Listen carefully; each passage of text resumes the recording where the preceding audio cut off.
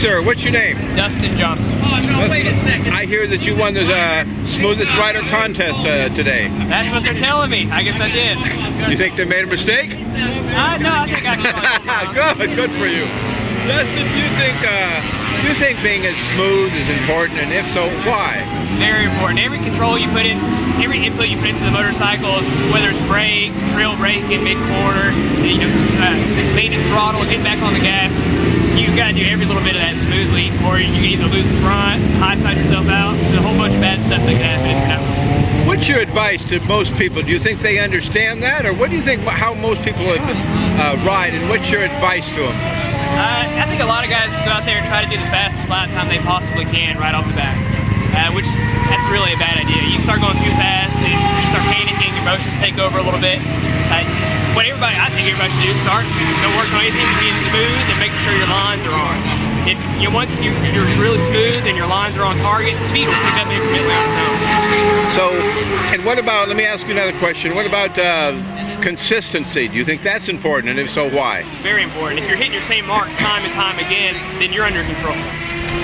You're not having to sit there and, do I brake here, or do I get on gas? No, you're doing the same thing lap after lap, which not only does that help you with confidence, it helps you pick up lap time. You know, okay, I can brake 10 feet deeper, 20 feet deeper now. How would you describe the average, let's say, too pumped up type of sport bike rider? And your advice, if you were to be able to counsel them in a way that would maybe reach them and so they don't get injured. I mean, this is not tennis. You make mistakes at this sport, and it could be your last mistake.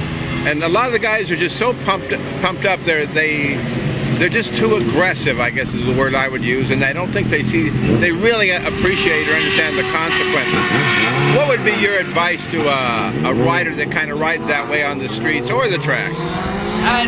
For somebody that rides that way on the street, first advice would be to go to the track. Yeah, okay. Now, once we get the guy to the track, the next bit of advice I'd tell him, a little bit too exuberant, man. Just kind of chill out, slow down, work. I said work on your lines and get smooth.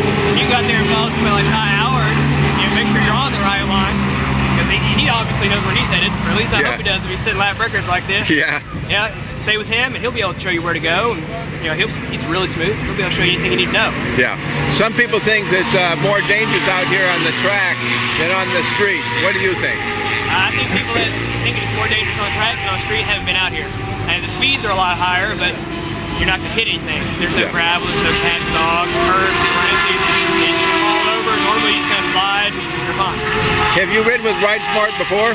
Yes, a handful of times. Yeah. What do you think of the Ride Smart program? I mean, some operations, they do just open track days, and you can learn a lot from that. But with Ride Smart, we try to go into your skills and really expose your skills so it makes you a more in-control rider. Do you feel that Ride Smart is effective in trying to teach that? I think so, or you guys wouldn't have been here as long as you have. That's true, that's true. You think what you're doing works just fine, or you wouldn't have been here? Yeah. Probably doing the right thing. What, have you ever taken Ty's class? I have not taken Ty's class. You need to, boy. I mean, if you're already doing this good, he'll be nothing but be able to take you higher and higher because... But anyway, Dustin, thank you so much. I'm glad that you won the Smoothest Rider contest, and go see Blair Hart. You're going to get a free picture. I think it's 11 or 12 by 14. Pick the picture of your choice.